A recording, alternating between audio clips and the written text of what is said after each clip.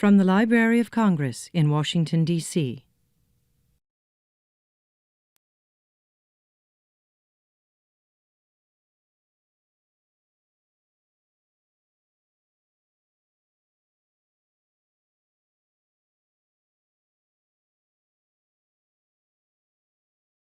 Sticking around. I'm Rob Casper. I'm the head of the Poetry and Literature Center here at the Library of Congress.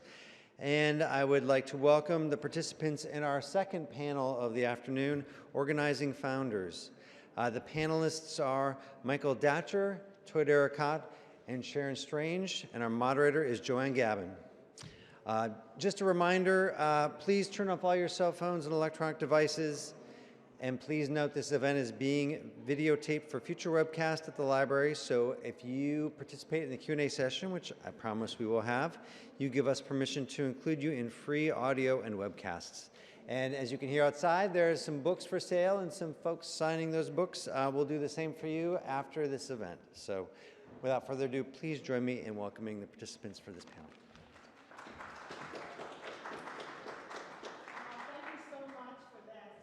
Introduction, and thank you also for being here for this panel called Organizing Founders. It is my pleasure to be here with old friends and with new friends. I just met Michael Dacher today, and so happy to meet him. I knew him through his work, but I got an opportunity to meet him in the flesh. And to my wintergreen women, my beautiful sisters, Toy Derricotte and Sharon Strange. It's just wonderful to be here. I'm Joanne Gabin, and I'm the director of the Furious Flower Poetry Center. And, you know, I was sitting here, I was listening to Marita, and I was thinking, I too am old enough to have been touched by not only Cave Canem, but also the Black Arts Movement. In fact, the people who nurtured me nurtured the people who are the architects of the Black Arts Movement. And I just want to spend a moment to just raise their names. Hoyt Fuller, yes, of the Black World. Yeah. Gwendolyn Brooks. Yep. Margaret Burroughs, who was the founder of the DuSable Museum.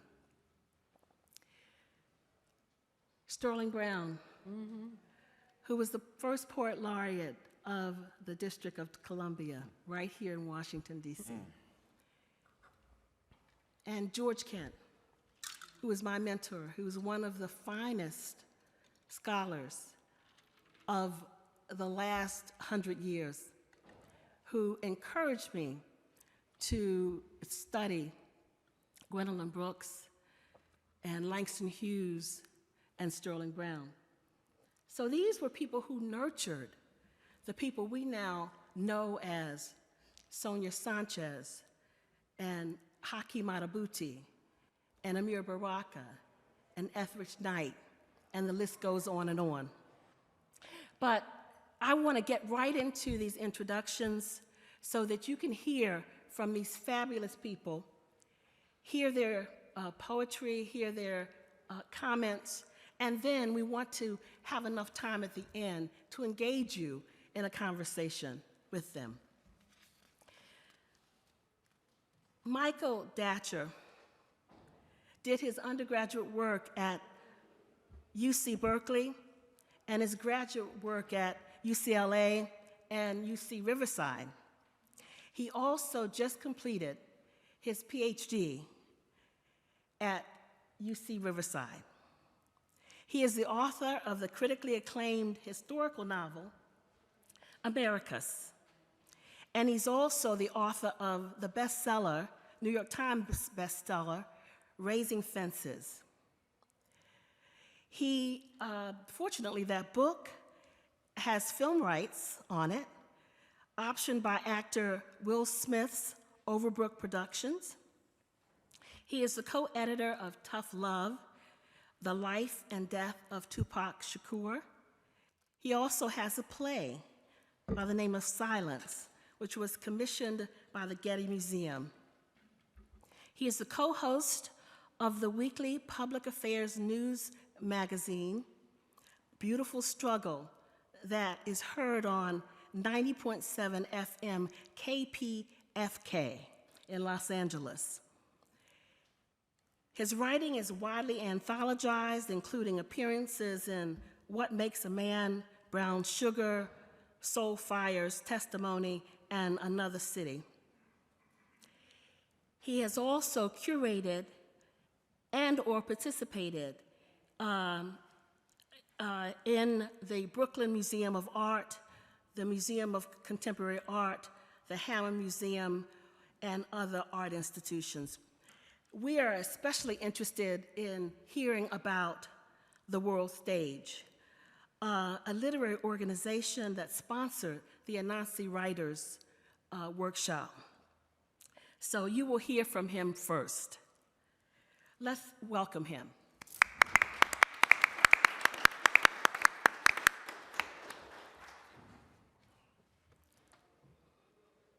Thank you all for being here and supporting Black letters and Black excellence. I'll begin my comments with an excerpt from an interview by the founder of the World Stage, the co-founder, Kamau Daoud, who was speaking about his understanding of the role of poets and poetry inside of communities. Daoud is a veteran of the Watts Writers Workshop, which you may have heard of as a part of the Black Arts Movement. He is also, was also a part of the Pan-African People's Orchestra, which was led by the great composer and pianist, Mr. Horace Tapscott.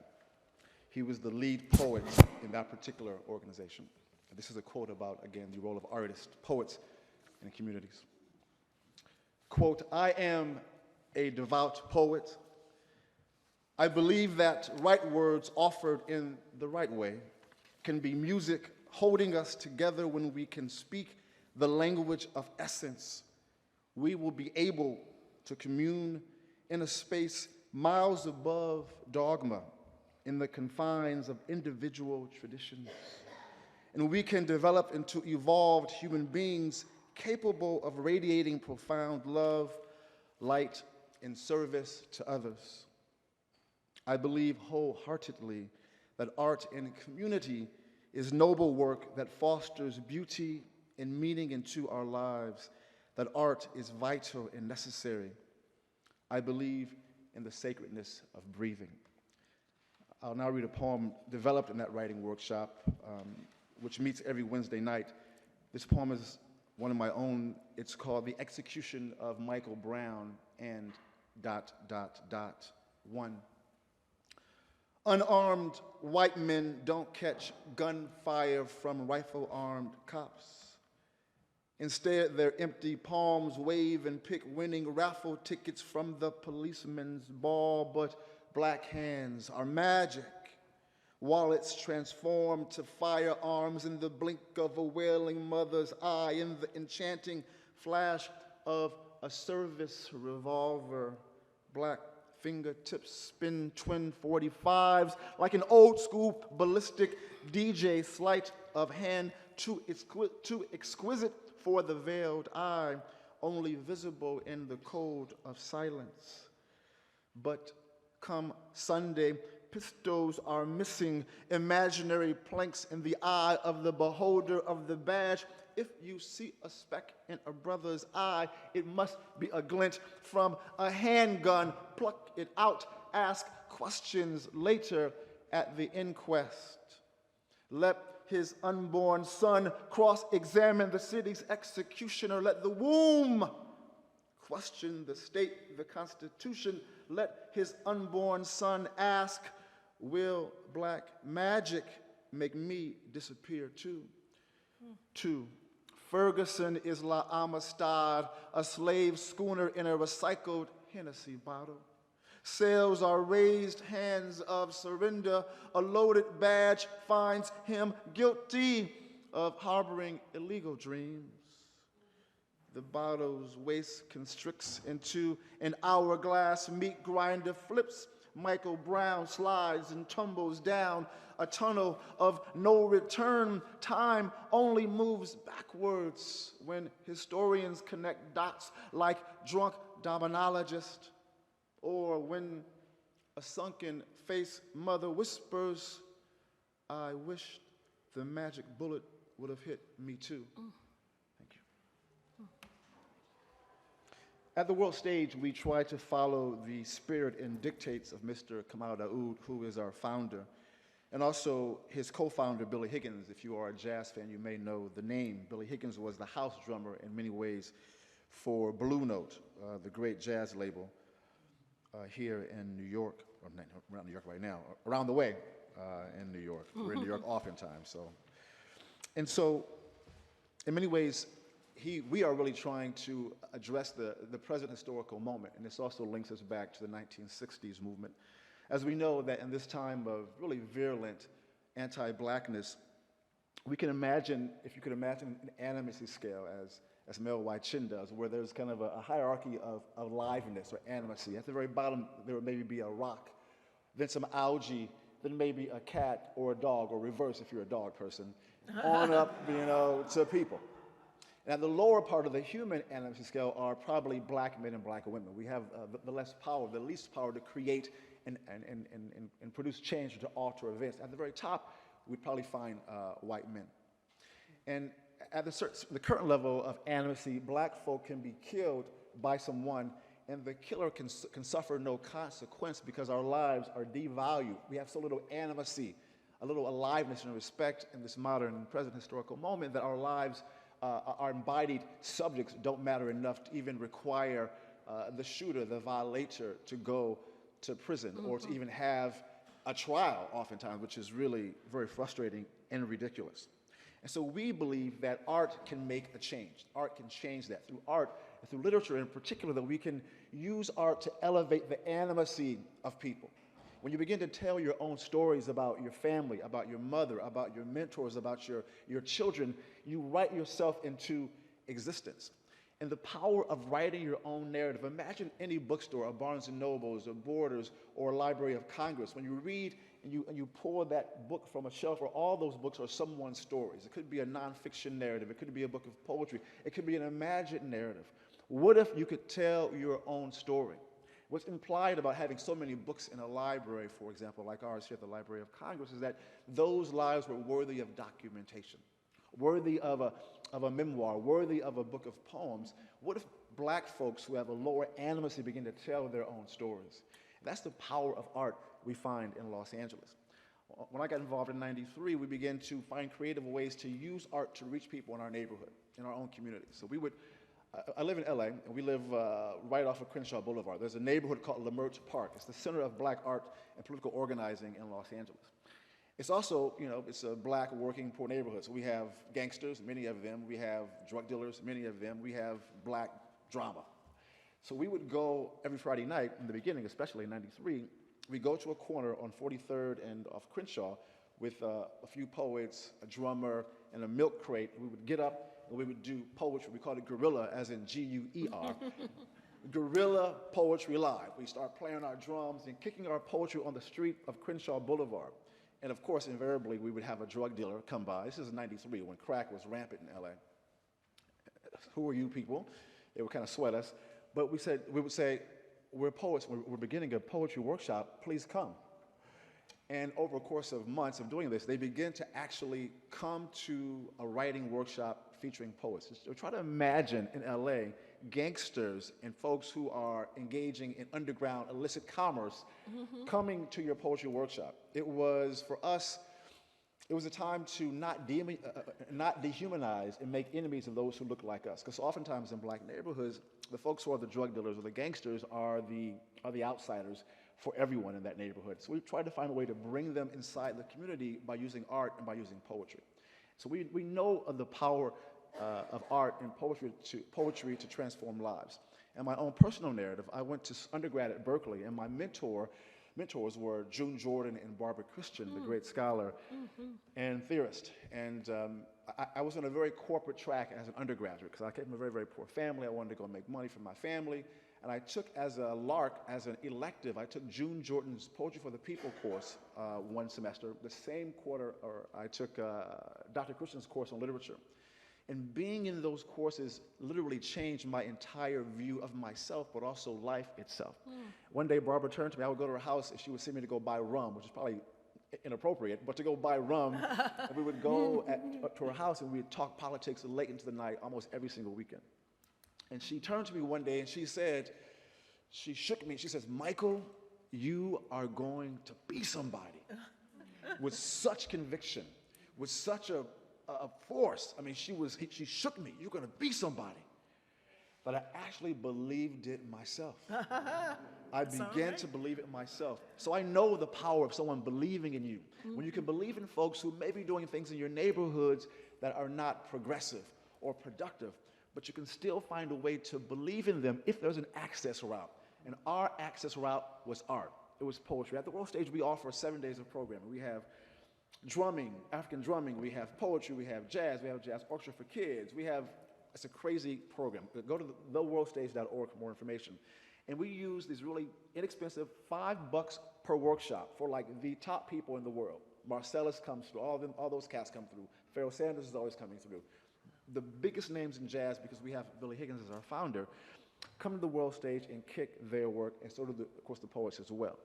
As my time probably is wrapping up here, where's my, how am I doing, Anya? We're good? Great.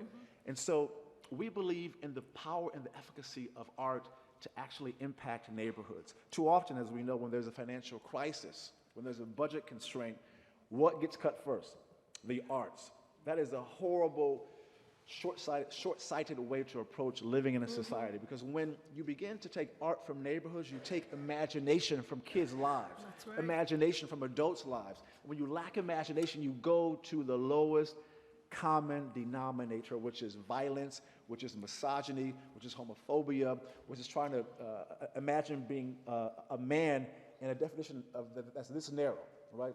There's not expansiveness when there is a lack of imagination. So we believe that through art, through jazz, through literature, through poetry, through children being exposed to poets in their everyday life, if you can make, for children in particular, if you can make art attractive, or in our vernacular, if you can make art cool, right? So we thought a lot about how do we make art cool enough for a gangster to come to our workshop, for the guy selling literally on our corner crack cocaine, literally.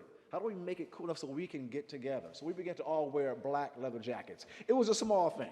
We're searching for straws, right? We're just, let's all get leather jackets, and we'll go to the corner, and we'll kick our poetry. I know, very simplistic, very kind of, not really sophisticated, but it helped, right? And so being able to walk and talk and be around folks in the neighborhood who were just open to us as other members living in that neighborhood who happened to do poetry, it allowed poets to have a certain type of respect in the neighborhood where we weren't getting shot, which happened a bit in our neighborhood, or robbed, mugged, or approached to buy cocaine from our fellow neighbors. But I'll say lastly, in closing, is that if you can imagine a world, as Dr. Edwards, one of my colleagues, has a great quote about her vision for literature. And she says oftentimes that as you relate literature to imagination, she says that, her name is Dr. Erica Edwards, she says, literature is a repository for counter stories and alternative visions. Narrative is a dialogic site for reimagining possibilities. So our whole goal was to try to find a way to reimagine the possibility for the drug dealer, for the gangster, for the Rolling 40s Crip in our neighborhood. And we thought our best route is to use what we know best, which is art, and to find a creative way to make it cool, make it attractive, but most importantly, make it excellence. We found that when you write in an excellent fashion, if there's a rigorous workshop, a component, people are going to feel it. So in our workshop, we have an hour workshop first, where people bring works in progress in a very intense, tough love-like environment. Then we have a featured reader, someone who has a book out, a famous poet comes in town, flies in for a half hour, and the last hour is an open mic. But in that first part of the workshop, all the poets bring their work first to get workshopped and get some very, very, very tough love, including my poem that I read today was workshopped in that particular workshop, and I got lots of tough love, believe me. all right? Even today, going to my own workshop, I am nervous climbing that stage because people are so, I'm not joking, people are not playing. And if you come with a poem that is offensively not crafted, people talk bad about you and your parents. Thanks for listening.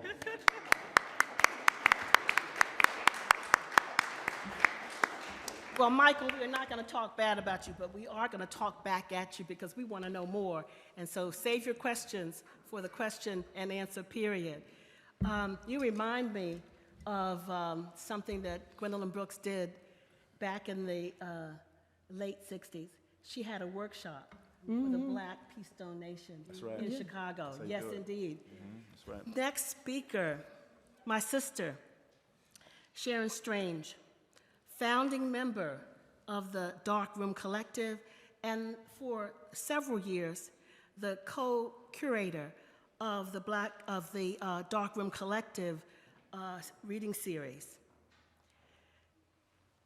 For many years, she was also the contributing editor of Callaloo, the Journal of African Diaspora Arts and Letters. Her honors include the Rona Jaffe Foundation Writers Award, the Barnard New Poets Prize. Also, her first book, Ash, was selected by none other than Sonia Sanchez.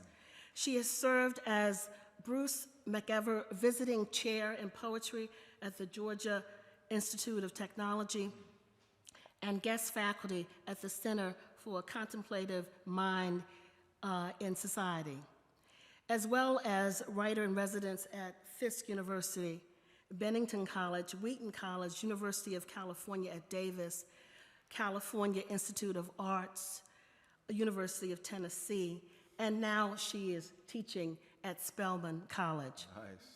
Her poems and essays have appeared in journals and anthologies. You will find her everywhere, so I will not list all of those.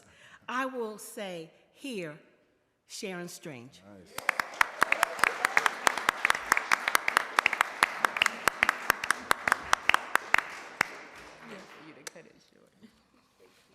Thank you so much, Joanne. I love Joanne Gavin. Thank you so much to the Library of Congress, to the Folger. Good to be back in DC. I lived here for many years and I miss it. I miss the DC that I lived in, I should say. You all know what I mean. But anyway, it's so wonderful to be here and to see old friends and new friends, and just to be able to have this opportunity to talk about the Darkroom Collective. And there's so much to say that I couldn't possibly say it in 10 minutes, but I have notes so that I can try to get in as much as I can. We were asked to share a meaningful poem or quote or prose excerpt as some kind of epigraph for our presentation. And it was hard for me to choose just one. So I'm going to share a few brief things without comment and trust that you'll see how they relate to my remarks today about the darkroom. I wanted to read this Gwendolyn Brooks poem, and I think it might take a little too long, so I won't read it, but I'll just say, for those of you who are familiar with the poem, that I feel that it is fitting for what I wanted to share today. And actually, if there's time later, maybe I will. It's called The Boy Died in My Alley. Mm-hmm. But instead, I'm going to share Young Soul by Amir Baraka. And of course, you'll hear the echoes of Brooks in these opening lines. First feel, then read or read, then feel, then fall or stand where you already are. Think of yourself and the other selves. Think of your parents, your mothers and sisters, your bent, slick father, then feel or fall on your knees if nothing else will move you. Then read and look deeply into all matters come close to you. City boys, countrymen, make some muscle in your head, but use the muscle in your heart.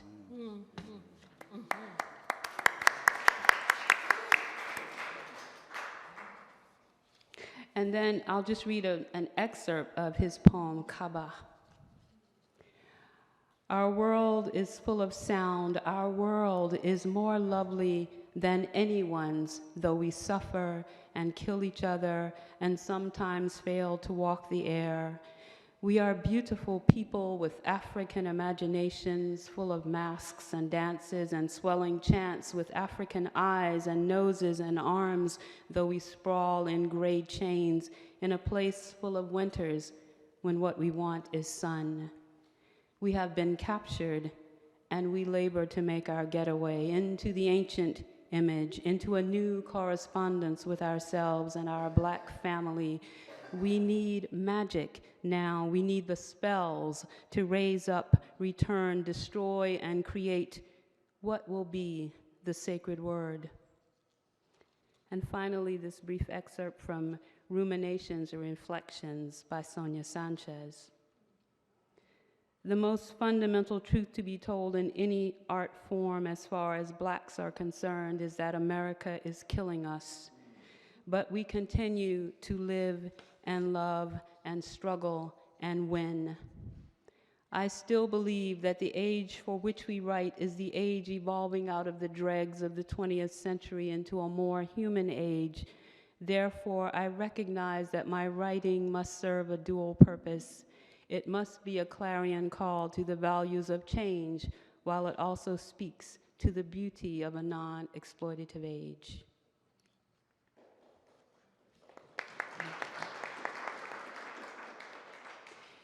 With Black Lives Matter, we come back to the old and persistent framework of Black ontology in the United States, the glaring reminder of what Du Bois characterized as the Sisyphus syndrome.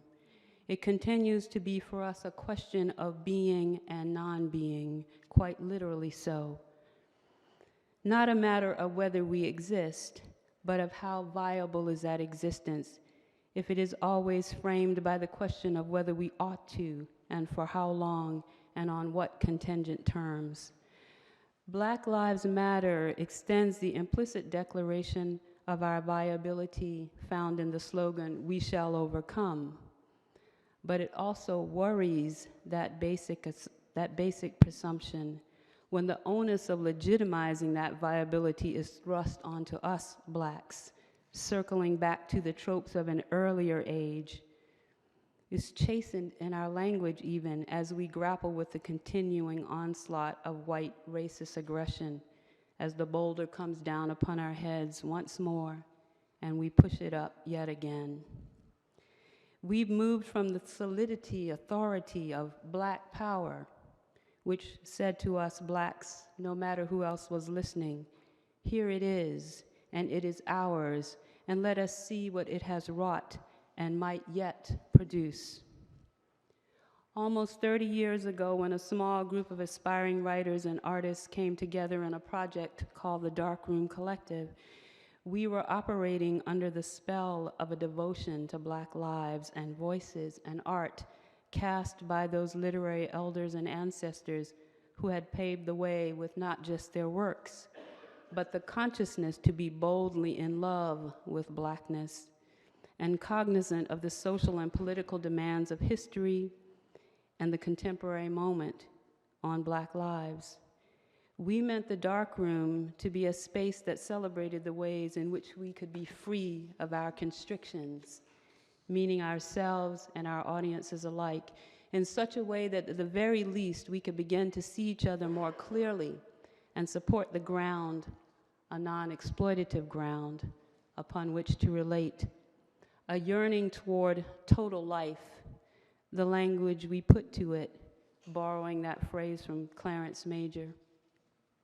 We didn't profess so much a politics of Blackness, so much as a politics of community built on acknowledgement of our literary forebears and forging bonds of generational dialogue and mentorship.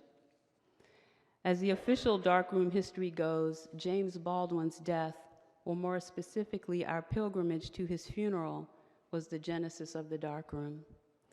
But Amiri Baraka really was the prompt, as it was he who urged us to go to Baldwin's funeral. In an essay I wrote many years ago for Mosaic Literary Magazine, I said this about that experience of attending Baldwin's funeral. Our sorrow was suffused with a kind of energy, a desire to make something positive out of loss. And so we resolved that we wouldn't let another of our literary elders get away from us. In traditional Black culture, elders are always teachers, role models. Through his writings and activism, his humanism, and his vision, Baldwin had given us an example of passionate engagement with life. Like the griots of West African culture, he and other Black writers bear witness to our collective struggles and survival. And like countless other writers before them, they have made vital contributions to American literature and the African American artistic tradition, as well as the global literary tradition. We wanted to affirm the sustaining value of the commitment and acknowledge our debt to them. My housemate Thomas Sayers Ellis and I began to make plans to formally connect with and honor other still living Black writers whom we dubbed our living literary ancestors. We were already involved in a project of building an extensive library of writings by Black authors of the diaspora, including first editions and out-of-print publications. We had named it The Dark Room, a collection of Black writing, because it was housed in a former photographic darkroom on the 3rd floor of the old Victorian house we shared with other artists and students. The words were already emblazoned on the door, and we liked the pun it provided on a room full of Black books. The metaphor of a dark room was also apt, a place where images develop, brought forth in darkness into light, incubator, womb. Only afterwards did we realize the affinity with the Dark Tower, named after Countee Cullen's poem, The Gathering of Harlem Renaissance Artists in A'Lelia Walker's Salon. So in truth, and in many ways unconsciously too, we had tapped into a continuum of historical and contemporary experiential energy rooted in a consciousness of the beauty of our existence and the commitment to herald and take sustenance from it. In terms of the Black arts movement, we have an ethos of Africa-centered consciousness by which to dispel the misconception of self, the psychic homelessness, as philosopher Lewis Gordon puts it, concerning the existential condition of Blacks in Western culture. Here I think too of Baraka's language in referring to the importance of the image in Black consciousness. He refers to having the integrity of those captured Africans. And also I think of Sonia Sanchez's discussion of the artist as a creator of social values. So with the Black arts movement, we get this will and this sense of responsibility to create and to create within a space of home. So that became, I think, the framework for how we thought about the Black literary tradition in the darkroom, how the project became meaningful to us in terms of placing ourselves in relationship to the writers who had paved the way for us, or as my co-founder colleague Thomas put it, who we owed and how we could extend their reach. In our mission and methods, we were emulating their ethos of fostering community. So for us, the Darkroom Reading Series had to be homegrown and grassroots, so to speak, independent of settings such as academic institutions or bookstores even. And initially it was. We held the series in our living room. We opened the doors and invited the community in. And it was publicized pretty much by word of mouth and small flyers, and later go-go style posters, which is an homage to Thomas's DC background. We put them up all around town in barbershops and libraries and stores, et cetera. In other words, we wanted to have it in our home so that people could feel comfortable. They could feel at home in our home.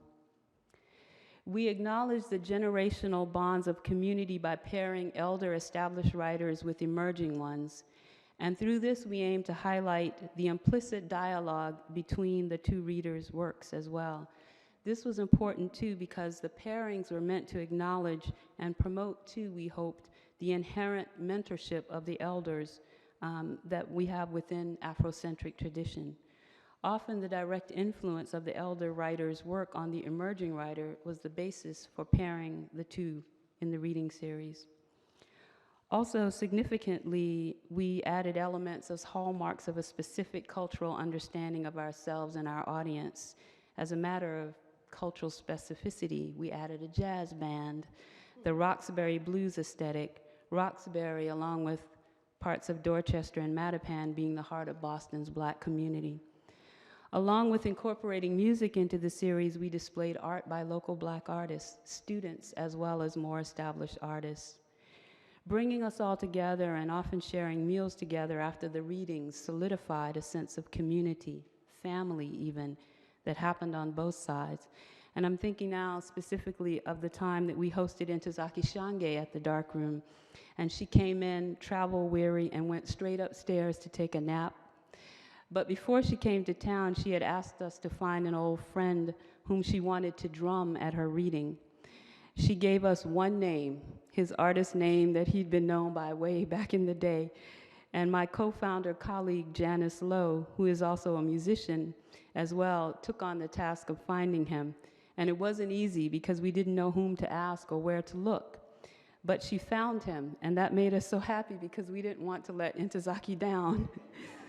And then several years later, when the collective had started going on the road to read together and forge connections in other communities with other tribes of writers, we were invited to read at the Painted Bride in Philly, in Ntozake's neighborhood.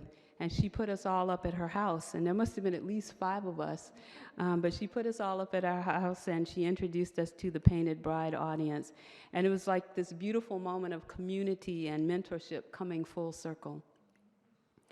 It was also wonderful to be invited as a collective to Furious Flower One in 1994 by Joanne Gabin.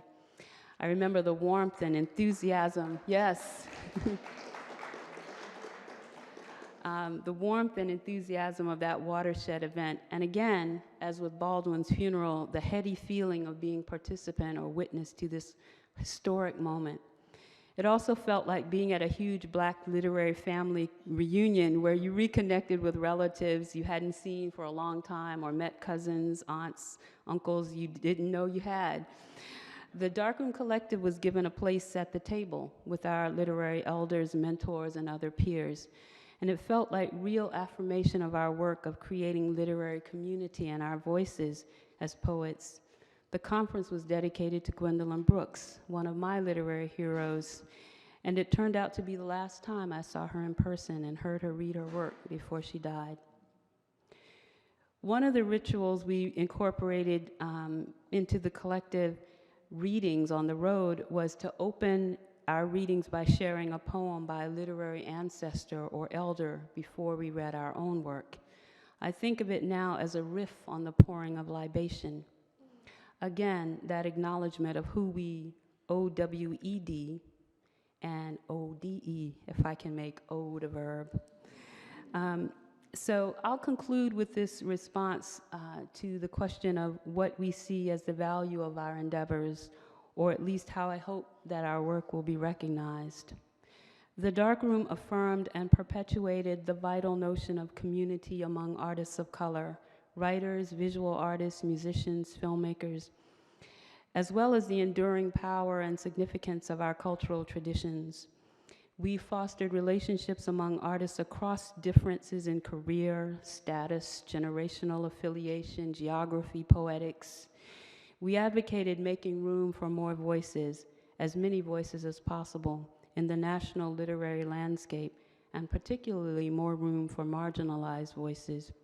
And we especially supported exploration and celebration of the Black literary tradition, varied and multifaceted as it is, and we catalyzed others to do likewise. Thank you.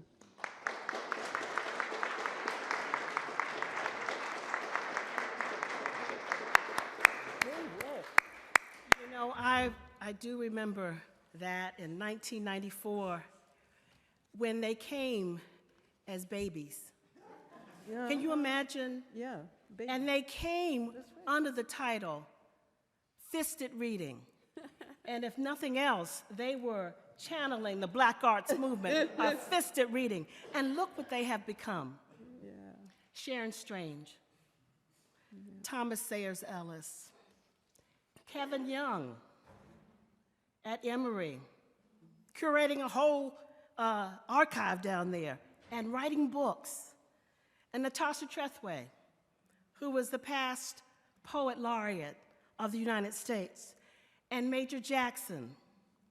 They were so young that I had the nerve to title their section of the documentary, The Initiates.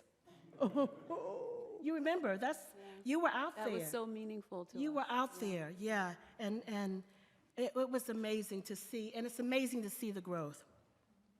But now, since we are all, as Eugene Redmond said, slipping into elderhood, we put the elder last. This amazing woman. Yes, ma'am. This amazing woman, Toy Darcott, who is the author of The Undertaker's Daughter and 4 earlier collections, including Captivity, Tender. Tender was the winner of the 1998 Patterson Poetry Prize.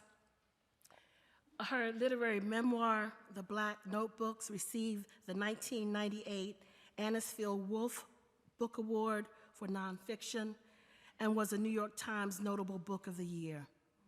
Her honors include so many. I'm not going to list them all. You have some of them there. But we know her as the co-founder and mother of Cave Canem. She'll tell you about how Cave Canem came to be, so I won't tell you that. But I must say, I was honored early on to be on the organizing board of Cave Canem. To see it grow, for at least 8 years they kept me on the board. And I could see how these young people who were coming into Cave Canem as fellows were leaving with motivation, were leaving with inspiration to go on and do great things. And all you have to do is read the list of books in poetry in America, and you will see their names. So let's have a rousing applause for our elder, Toy Darcott.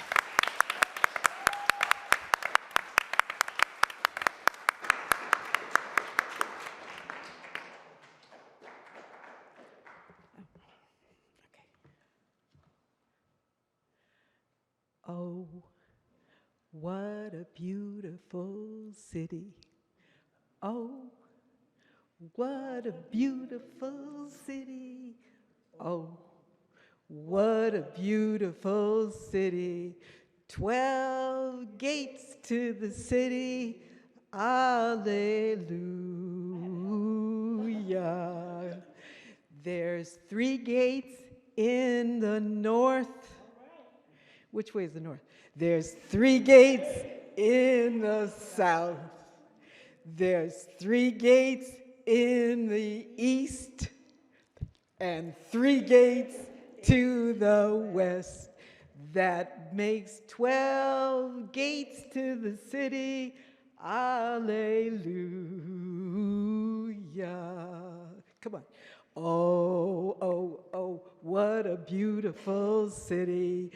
Oh, oh, oh, what a beautiful city. Oh, oh, oh, what a beautiful city. 12 gates to the city. Alleluia. Gates. These are the gates. And I think that, you know, like Leadbelly in 1912 or whenever that was, for me, as I get to be an elder, I'm really an elder, but not until my next book comes out, which is called I didn't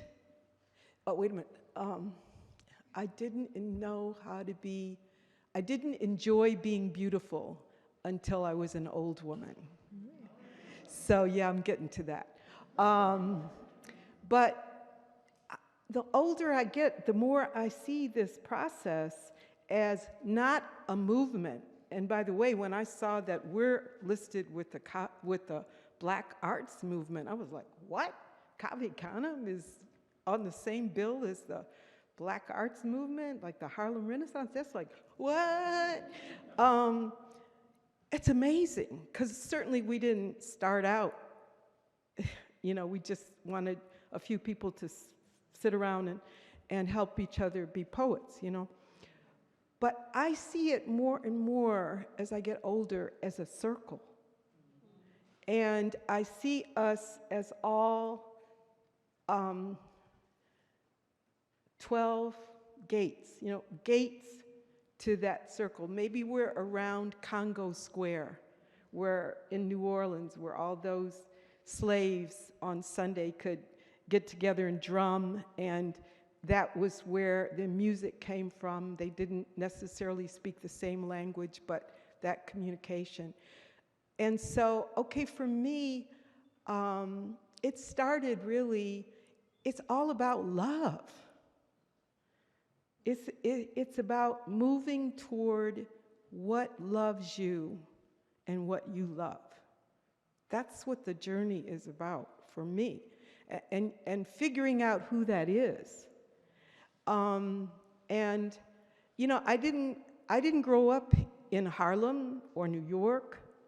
I never read a Black poet in grade school, high school. I was in Detroit. We were a factory town. We were a middle-class Black family. I had a hamburger with Langston Hughes when I was 15 years old. I didn't know who Langston Hughes was. Oliver LaGrone, who was a sculptor in Detroit, I became his friend. His daughter, Joy LaGrone, arrived from where she had run away from home when she was 14 and came back to Detroit with the Flowers of Evil under one arm and high heels on, and she looked gorgeous. And we became close friends, and Langston used to stay at Oliver's house when he came in town. And I just remember Joy and I were like, we gotta get going, we gotta get out in the street, you know. And it was like beatnik time for us, you know. And Oliver made us hamburgers, and Langston, and I just remember very clearly that he liked whole wheat bread because he said that was really healthy. And, you know, in Detroit, we didn't know from whole wheat bread at the time, you know. So I really paid attention to that, you know. So, but that was mystical to me, okay? Somebody touches your life. Boom, you know. You don't have to know. It happened. And then, so on from there, you know, there was Billie Holiday. You know, I'm 14 years old, and I'm wondering if I'm the only person in my universe, you know, for those 14 years. And then I hear Billie Holiday sing. And I say, there's somebody out there that speaks my language. I'm not alone. I mean, she was Billie Holiday on a record, but I knew, you know, if I just kept looking, there'd be somebody out there like Billie Holiday. And I looked for that all my life, and I found it, you know, especially in Cave Canem, because the circle, okay, so just to tell you this, because we don't have forever, but the lives that have touched me to get me to Cave Canem was getting, when I submitted my first book, getting an actual letter or note from Dudley Randall that said, I really like your book, but I'm not publishing anymore. Send it to Naomi Long Madgett. I was like, what? Then, you know, sending it to Naomi, and Naomi not only accepted my book, but she was in a traffic accident. And in those days, you type, linotype or whatever, by hand, and she was in traction setting my book. Okay? That's Naomi Long Madgett. It was meeting Gwendolyn Brooks, and writing Gwendolyn Brooks and saying how good it was to meet her, and she wrote me back, welcoming me into the poetry community. Gwendolyn Brooks?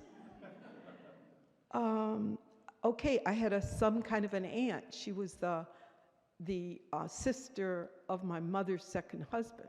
and she was very beautiful, Mary Jane Hewitt, and she was Maya's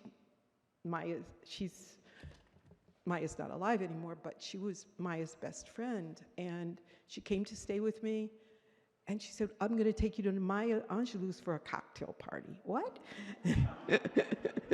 So I go to this cocktail party, and I'm like hiding in the corner. There's Baraka there, there's,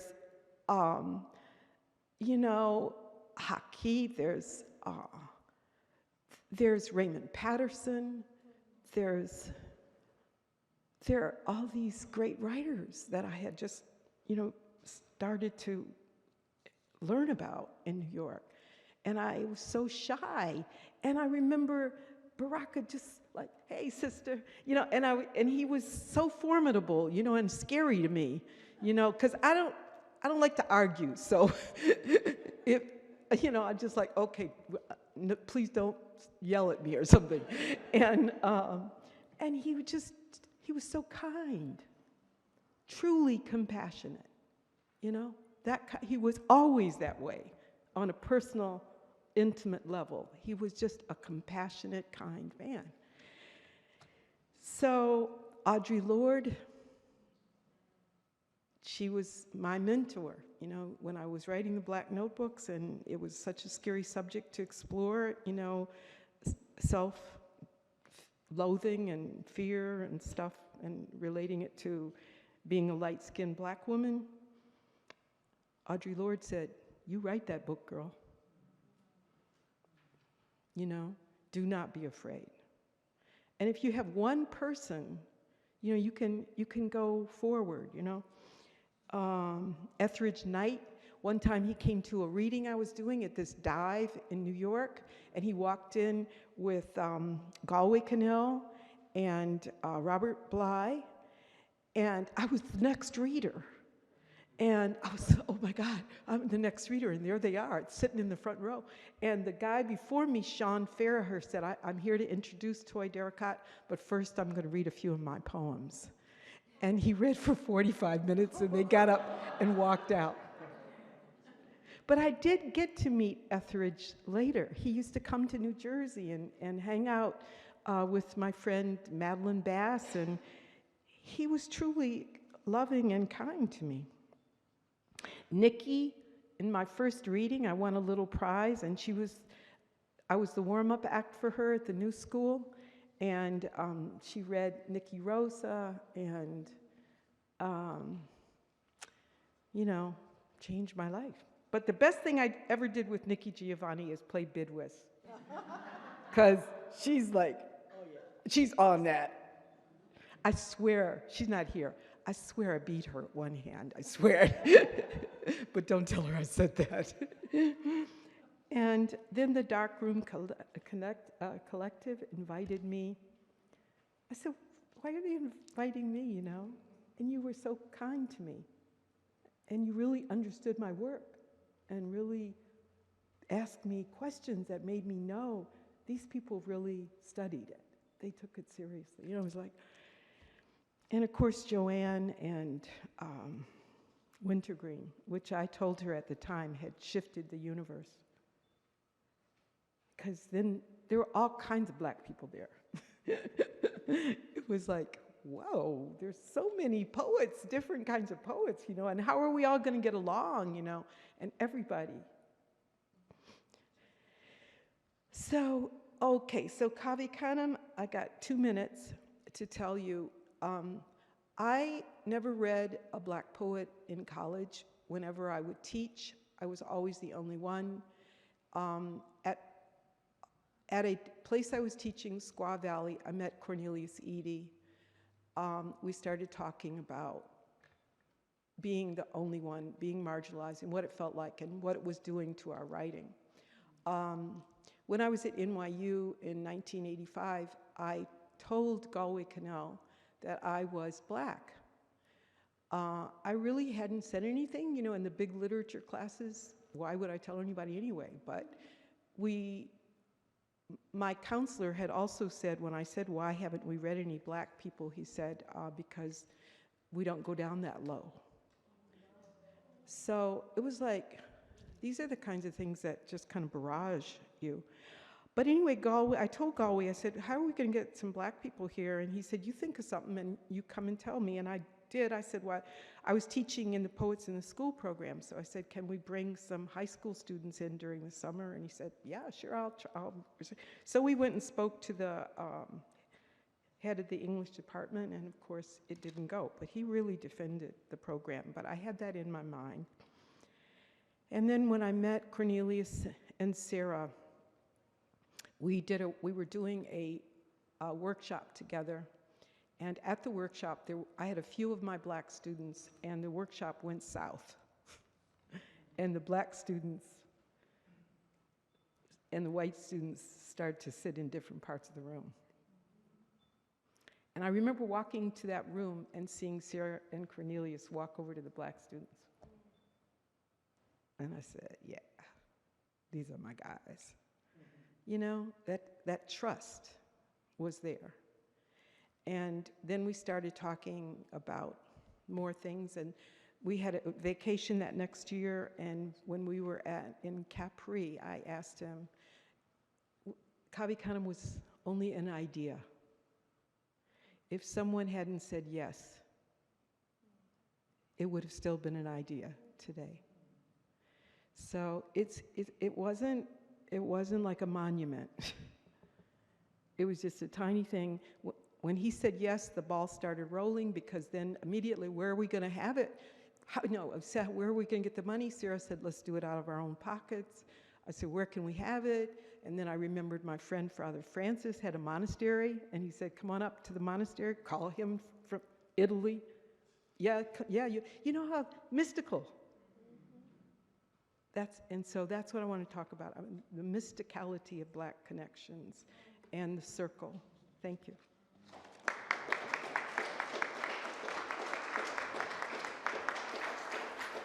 Since I'm on camera and I have this opportunity, I want to tell you where the seed was planted. The seed of the idea. Because Toy called me 2 weeks after Furious Flower in 1994, and she said, Joanne, do you understand that these young people stayed up all night in what was a Howard Johnson's, remember you told me that? Howard Johnson's hotel, and they were reading to one another, and they were supporting one another. Oh, yeah. Yeah, and I want to document this. Yeah. And she said, we have to do something. We have to do something to give these young people a forum in which they can talk to one another about their poetry, because it's not happening really in some of our MFA programs. Oh, yeah. No. You said that, and we talked for about Isn't that 2 wonderful? hours. That's And then in 1996, Cave Canem is born. It wouldn't have happened without Cornelius Eady and Sarah That's right. Micklem, That's right. who were there in Italy to say, yes, we can do this financially. Yeah. But what was in her head Had been working for a long time. had been working for a long time. And she had sort of said, this is what we need to do. Yeah. And it came to fruition. And so in 1998, when she asked me to be on the board, I reminded her that, yeah, I was there when it all started. Well, you know, and it's that too. I just want to talk about, you know, who do you go to talk about your ideas? Who helps you with your vision? You know, and Joanne, if you ever need help with your vision, what's your phone number, Joanne? That's right. All right, now you all get ready.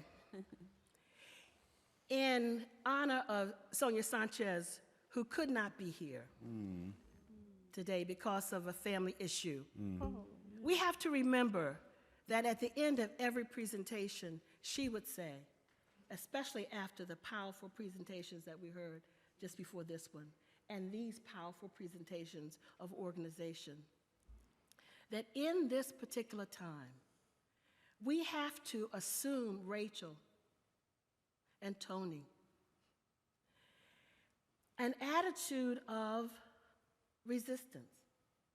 So, and Marilyn is back there, and Marilyn, We have to assume an attitude of resistance. So to get us ready for the question and answer period, I want you to say, as Sonia would say, resist. Resist. Resist. Resist. Resist. Resist. And I want you to remember that Lucille Clifton would say, every day,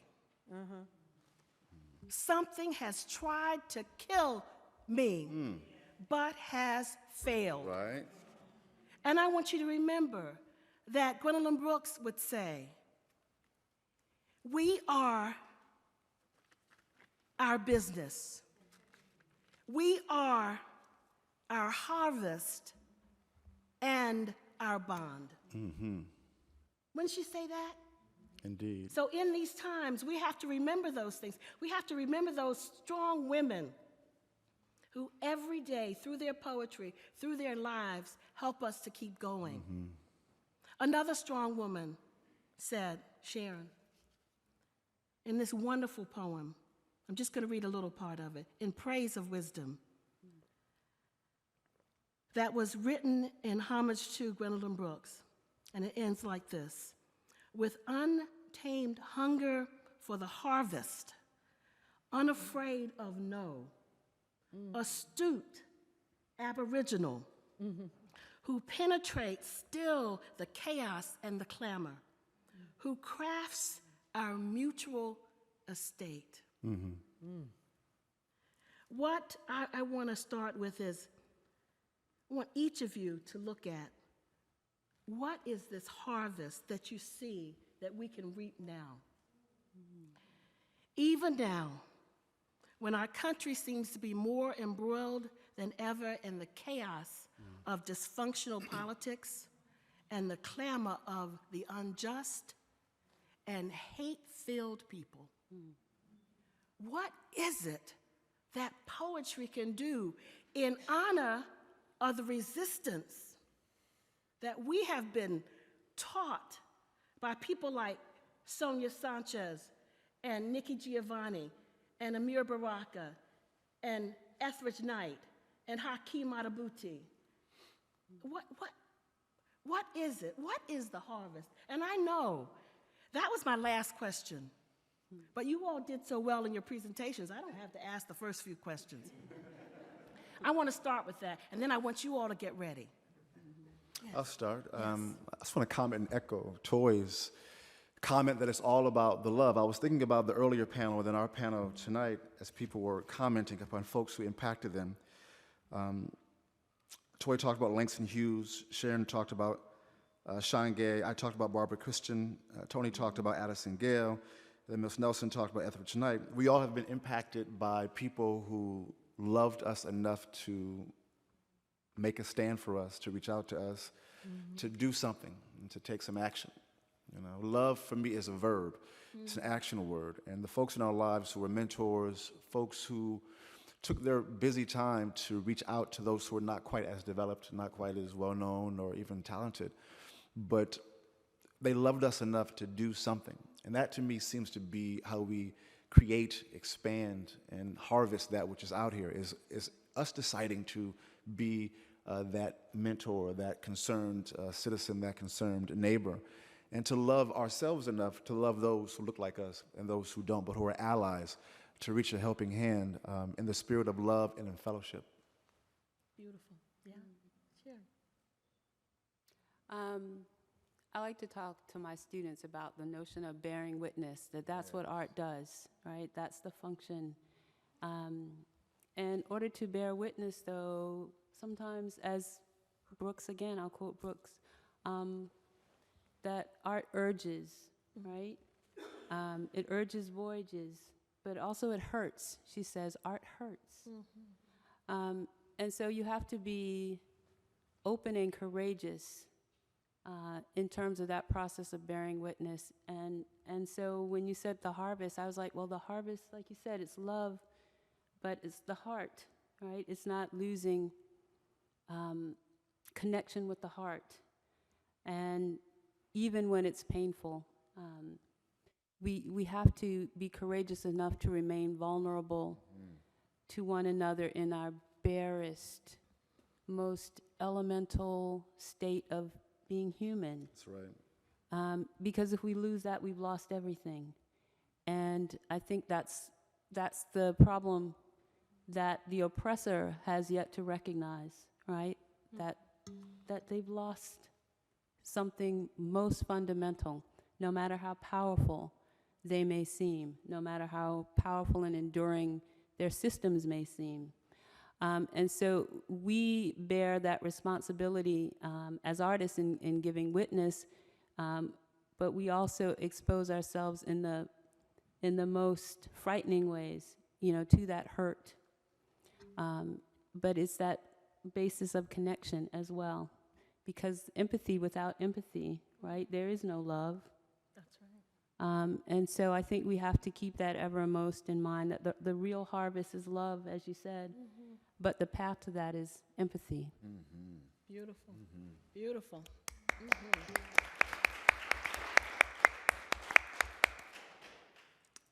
I think for me, I was thinking, why now? Why are these great poets writing all these books, and why this fury of desire to write poetry and articulate? It certainly wasn't felt in my growing up. I had a friend, a white friend, a very close friend. We were at a coffee shop. And there was a canister of biscotti, a clear, on the counter. And I ordered my cortado, and I was standing looking at the barrister, and he was facing me. And I knew this barista, I knew this particular barista was mean. And people were like scared of him. Have you ever met a barista like that? It's like, might be scared to ask for a cup of coffee from him, like, will he give it to me? It was like you had to pass a test or something. And the friend, my white male friend, as we were talking, he turned around and opened the canister of biscotti, pulled out a biscotti, and started eating it. And I was looking at the face of the barista. His face started to go through this.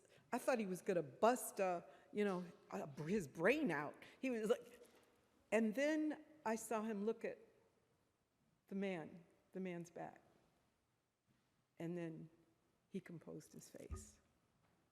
If that had been me, he probably, he would have jumped all over. But he saw this was a tall white man. So, but what I want to say is that I saw that. And I think that's double consciousness. He was totally not aware. It could matter less to him. That man didn't matter. What he got his thing, and that's how life is, He gets his thing. But what I thought is that, women, for many reasons, some people have to just walk around thinking, can I get this thing out of this jar? Or, how am I going to get that thing out of that jar? And it's really sad. But I think the thing that's good about it is there's maybe a complexity that I can go home and sit down and write about. And maybe that's why writing is important to me, because I can look at things and add dimensions and I really think that's one of the reasons why Black people right now are writing these great things they're writing, because they're just looking at things from their ancestors. They're carrying a vision of a very complex American scene. And that's coming out in the work now. I think my mother had it. It's nothing new, that double vision. But for some reason, and I really don't know why, the language and the poetry is there now in a way it never was before. I don't know why. I was also just going to add, too, in terms of talking about that harvest, because I think when we're talking about love, you know, we're talking about it in the context of liberation. That's right. So that I just wanted to be clear that that's the context that I'm talking about it in, that it's understood in that way, so that we have more and more and more writers producing and Black writers producing, and it feels like there's something, even as again, you know, that metaphor of the Sisyphus syndrome, even as more and more comes down upon our heads, right? There's at the same time this kind of opening up, I think, this kind of bursting forth of this energy, and you know, so that counterforce of the quest, the urge, the thrust for liberation, I think is that harvest. Yeah. Yeah, and that will free us all. Yeah. Exactly, and there was that feeling in 1970 at Roosevelt University.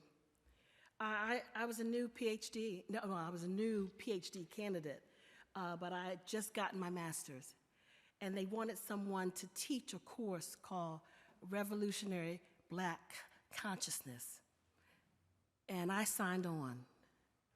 And Green, out of the University of Chicago. So 3 months in, and I'm teaching from Black Fire, edited by Amir Baraka and Larry Neal. Right. And I'm Xeroxing everything I can get my hands on, just like Sonia did 5 years before out in California. So I go to get lunch at the faculty cafeteria. And so a colleague comes up to me and says, oh, you're that teacher who's teaching the Black literature course. And I said, yes. He said to me, well, you know, we almost got Gwendolyn Brooks to come to Roosevelt University. And I said, whoa, what happened? Could you not pay her what she wanted or whatever? And he said, no. The faculty turned her down. This was in 1970. Right. She had already won the Pulitzer, first African American to win the Pulitzer in 1950. Right. And my heart sank. I said, I'm sitting in this place, I'm speaking to students, 25 or so students, and she couldn't? So I made it up in my mind that every time I transferred to a college or a university, I would invite Gwendolyn Brooks to come. So that's why she went to Chicago State and she read there. When I went to Lincoln University, I brought her there in 1977, and we sat down, she and Dudley Randall, and looked at roots. Oh my God. And in 1986, just 1 year after I got to JMU, she came again. So you can see how love, the love that deals with liberation, because I knew that was a political act of slavery. They were keeping her in her place, even though this is a renowned woman, and she was also poet laureate of Illinois. So if any of you want to know how Furious Flower happened, it was because I decided in 1993 that I would invite her, Anya, one more time. And she said she wouldn't come in 1993, but she would come in 94. So what happened? All these people just said, okay, if Gwendolyn Brooks is coming, I want to be there. So the young people, Sharon and Major and Kevin, and the older people, Eugene and Michael Harper. In fact, Michael Harper, rest in peace. Michael is the one we've most recently lost. He says, Joanne, what are you trying to do? Set off a cannon or something? You're going to have all these people who don't like each other coming together? I said, Michael, this is about the love of poetry. This is about the love of people being free. This is about the love of people mentoring other people. And what did we do when we got to Furious Flower in 1994? We had a love fest around poetry. Yes, we did. All right. You ready? Okay. Who wants to speak first? Yes, Mike. Someone has a mic? Yes.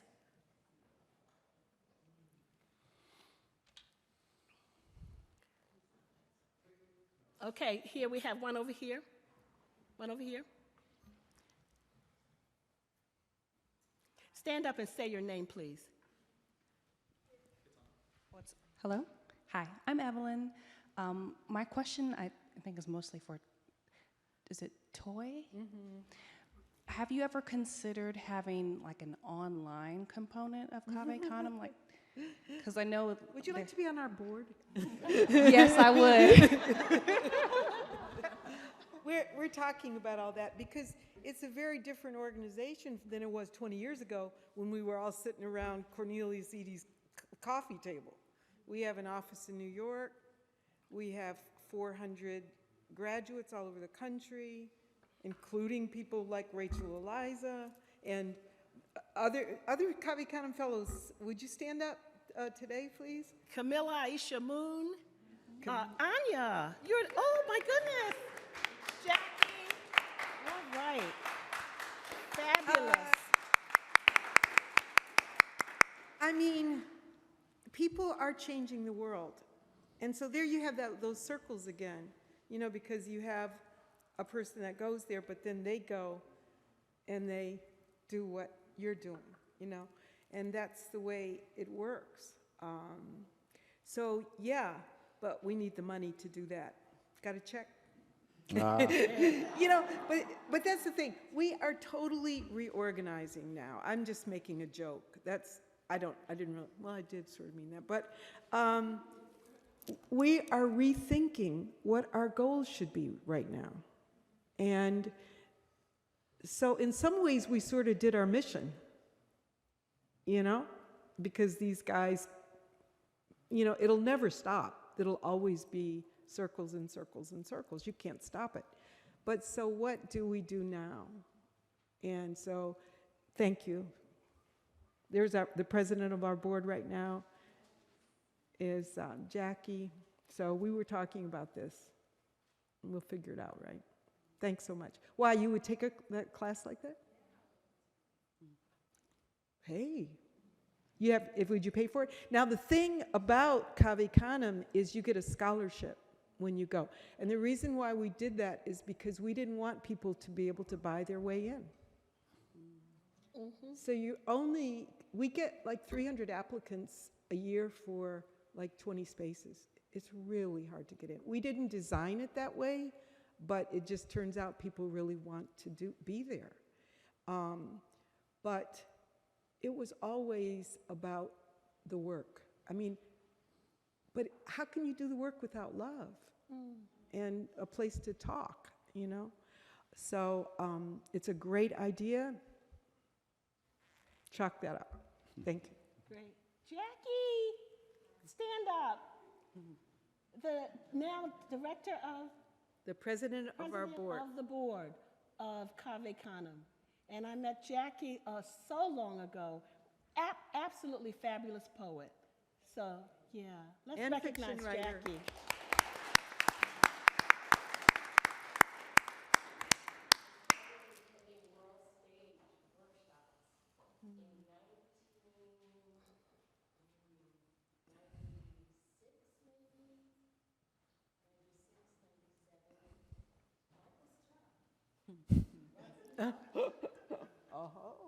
In love. It's tough love. It's always tough love there. It's always in love.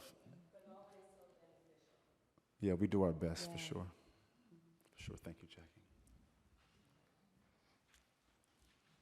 Yes, over here, please. Thanks. Thank you, everybody, for everything that you shared today, and special thanks to my new colleague, the Smithsonian attorney, Vicki Brown, for telling me about this program. I had the ticket for this evening, but I didn't know about this presentation. I'm gonna make this quick. It's gonna sound like a commercial, but I'm a historian and it won't be a lecture. I'm editing a journal, and the call for submissions has this title: "The Revolution is now being televised and tweeted. Black protest, preaching, and presentations, from the Black Arts Movement to Black Lives Matter. And I just felt compelled to do that because by far my favorite decade of the 20th century is the 1920s, pushing it through the 1930s for the Harlem Renaissance. But it's young women, especially, who are forcing me to rethink how I see myself as an educator, it's especially in this digital age. And I gotta tell you, I had to go back and revise the language in this call for submissions because of Say Her Name. Say her name. I realized that in this, I hadn't mentioned the name of a single Black female writer last week. I had to fix that because I didn't want Nikki Giovanni to take me to task this evening.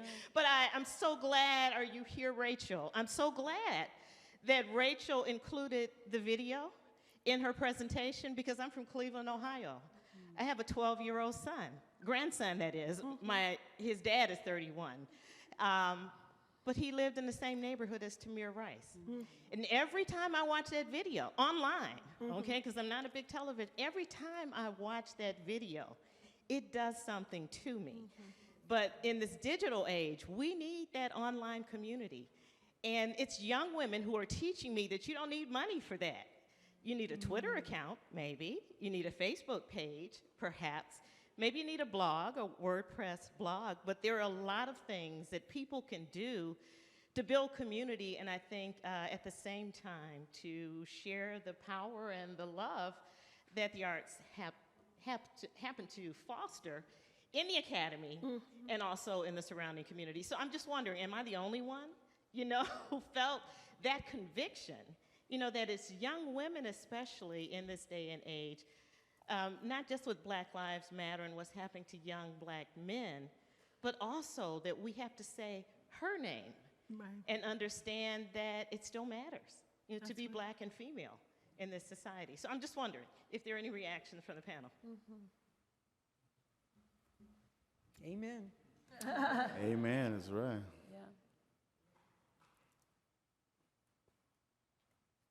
Well, I think it's really important to speak to that. And I think that you are on it. If you use the digital resources that you have, then you bring women and girls into the dialogue because, of course, they're on their phones, they're on their devices like everyone else. But certainly, that particular theme is really so apropos, and I really hope you have good success with it. I'm just forced to tell this story. It's just because you brought up Tamir Rice. I cannot help but tell this story. It's like that albatross around my neck, But I was in Cleveland, and I had a day in Cleveland, just a free day, and I was on the subway going back to my hotel, and I saw these little boys, and they were playing in the subway. And one was clearly the leader of the other three. And he was 17, I found out. And he sort of looked like Malcolm X. He had his coloring and his red hair. And it was really the 2 days or 3 days after Freddie Gray. And I'd gone out of Baltimore, which was under curfew. And it was on my mind that our Black boys are under attack. And so I just went up to them and I just started talking about basketball. And apparently they liked me. And they said, well, which way are you going, ma'am? And I said, I think I'm going your way. So they were jostling the set next to me. And so one sat next to me and the oldest one sat next to me. And he said, as we were riding, Miss, did you hear about Tamir Rice? And I said, yes. He said, I'll show you where he was shot. And as we were going down on the train, he says, right up there. And then he looked at me. And Michael, I will never, ever forget it, and it makes me work harder in terms of what we do as poets. But he said to me, why did he bring that toy gun in the plate? And he said, that was his friend. And he was blaming his friend for having a toy gun on the playground. And that look, Tony, of resignation in his eyes just killed me, because our children are growing up feeling responsible for the hatred and the violence that they're receiving. So it just makes me cry to think about him. And so when Gwendolyn Brooks talks about the harvest, that's what she's talking about. We have to reclaim these young people and reclaim them through the word. We have time for one more question. I just want to respond to that just for a second, because that was so powerful. Wow. As I was saying earlier about this animacy scale, who has children? By show of hands, who has kids here? If you're a parent, you know that kids learn primarily through what they see. You can talk to your kid till you turn blue in the face. But a child, for the most part, is going to learn by what they see. And because the adults so often do not feel good about their positioning on that animacy scale, that our children see it and begin to value their own lives in a less way, in a way that is counterproductive. So when a young boy who's talking about a 12-year-old kid playing with a toy gun who's shot within 2 seconds of an officer arriving at a park in a state that's an open carry state where it's legal to carry your gun in Ohio. It's an open carry state. You can have a gun shown in Ohio, right? You can carry it in public. It's an open carry state, so to say. But there was no asking for a permit to carry a gun. There was no, hey, do you have a permit for that gun, sir? It was, I drive up and I kill you in 2 seconds. And for another young black boy to know that story and to have seen the video, I'm sure, many, many times, but to blame the victim, it shows you the lack of respect and honoring that person has seen, that young child has seen in the adults.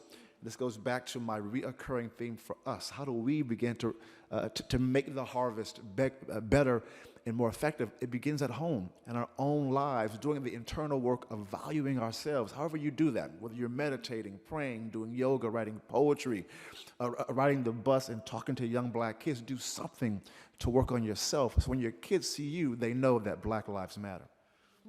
Beautiful. We have time for one more question or one more comment or question. Yes. Thank you, all of you. This is wonderful. This question first is for Michael, but it's also for everybody. I have been a witness to the work at the World Stage for many, many years. And it's true that in that room, everybody is there. Everybody from the community is there. And because of that spirit of love and that sign that's on the front of the podium, which I can't believe you haven't talked about, but basically it's like no BS, basically. Because of everybody being called to be authentic, there's a spirit of family in the room. Absolutely. And an honesty in the stories that are being shared, and learning and understanding of people you might not know, might not really sit down and talk with, and that space was created. So for me, it's a magical space because the walls seem to make room for the love. And when I leave, I'm always changed. So my question for all of you is, how has this work, how has this founding work affected not only the communities, but how has it affected your lives? I'll let someone else speak first because I spoke last time. That's right. How has it affected your lives? I'll say one thing and let Toy start after that. In Cave Canem, on the very first night that they're there for the week-long workshop, they all introduce themselves and in a circle and say why they are in this space and what this particular space means to them. And it's so moving. It makes me choke up, to hear that for the first time in their lives, they find a protected space in which to do their work. So, Toy. Yeah. And I remember the first year, as we were going around, a man said, this is the first place I've ever been able to take off my defenses Wow. in my life. And it just like, you know, like he was in a bulletproof vest that suddenly dropped to the floor, you know. For me, I'm so proud and I'm so in love, and I sort of feel I've done something really surprising and something that, you know, makes me very joyful, very joyful. When I'm with the Kavikanan people, I'm happier than I am any time in my life. But I still struggle with depression and self-hate. These are still things I deal with every day, you know? But in another way, you know, when we think about these circles in our lives, you know, sometimes things wouldn't happen unless you had to fight and figure things out and invent things, you know. And so I don't know why. I think about people like Lucille, who suffered so much in her life, you know. But hey, look what Lucille did with it, you know. So this doesn't all mean your problems go away, you know, but it means that, you know, you get love and you get to do your work, you know, and that's what it's all about for me. Beautiful. It's beautiful. I would just say that the experience makes you remember that you are part of something larger, that the work is about something larger, something greater. You know, working within collectivity, you have to, as Baraka says, think of yourself and the other selves. And when Baraka came to Spelman in 2008, he asked just a couple of questions of the students. He asked them to think about their history and what is their relationship to that history, and then what is their relationship to their community, and what ultimately do you intend to become. And so I think doing this kind of work collectively raises those questions, you know, raises the question of the larger, the greater. And so it makes me crave community, and as a teacher, it also challenges me to have my students think in those terms too, because the vital work, the vital human work is collective work. It's self-work, but it's also collective. Ultimately, it's for the collective. So that work, I think, keeps me centered in that kind of ethos, and having that as a kind of standard to know when I have failed, and to know that I need to keep challenging myself and keep working. Good. I want you to have the last word. All right, thanks. Thank you, Ruth, for that question. And you're right, being around the world stage is a very rewarding experience. And for me, I just fall in love with Black people and the Black experience. And I need that because so much of life, as we know, if you're an African American, walking around in Black skin is very complicated. If I walk into a room, I'm a professor of English. I have primarily, as you can imagine, white colleagues. When I walk into a room, the room changes every time. I could tell you so many disturbing stories. It's so damaging. It's so damaging that I have to work really hard to love myself.